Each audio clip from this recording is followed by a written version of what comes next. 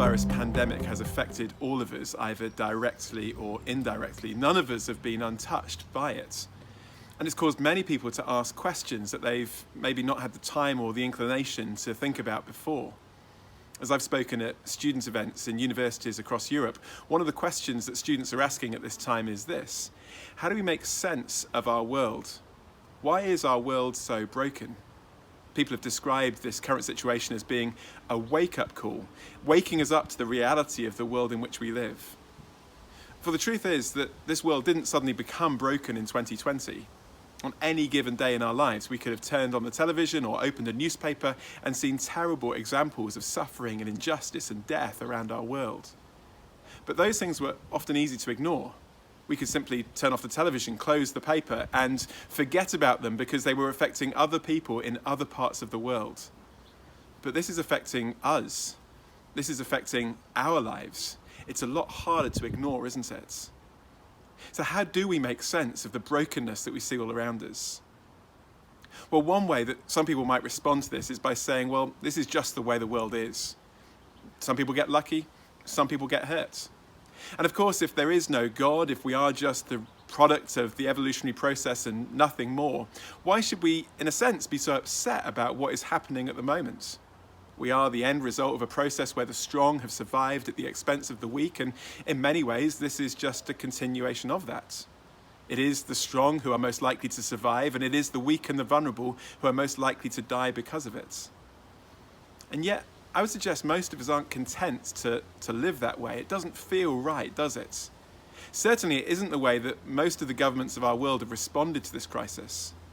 We have a sense that all lives matter, that all of us have some intrinsic importance, and we should work to make sure that the weak and the vulnerable are protected.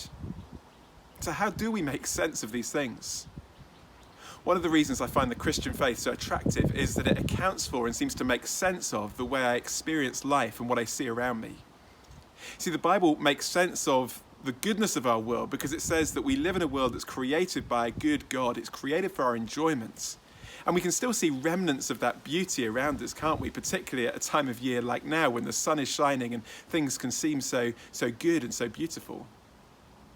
But the Bible also makes sense of the brokenness of our world, because it says that although God made a world that is good, the world we live in today is not the way it once was.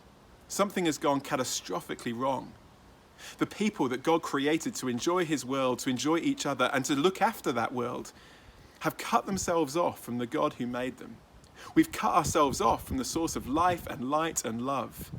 And the consequences of that have been catastrophic, not only for us and our relationships, but for the whole of the creation. The Bible talks about how all of creation is groaning and broken.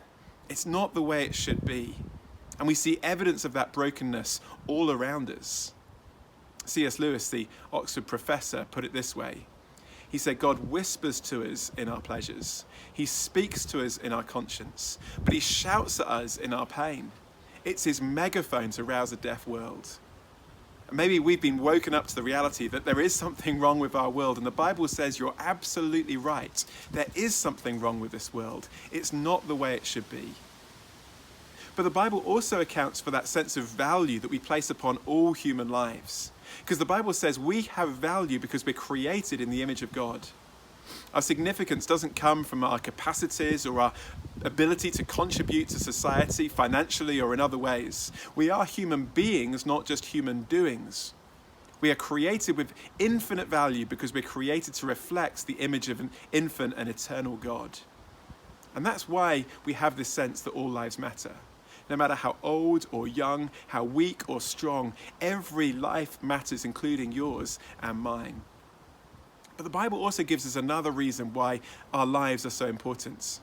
It doesn't just say that God created us in his image, but the incredible story of the Christian faith is that God became one of us. In Jesus, God took on human flesh, identifying with us, giving dignity and value to us as human beings. Wonderfully, although the Bible talks about our world as being a broken world, a world that is not the way it once was, it also holds out a promise that we live in a world that is not the way it one day will be. The Bible gives us this incredible, wonderful picture of how God will one day restore and remake all things. And that is a hope that we can hold on to in the midst of the brokenness and the pain that we see all around us.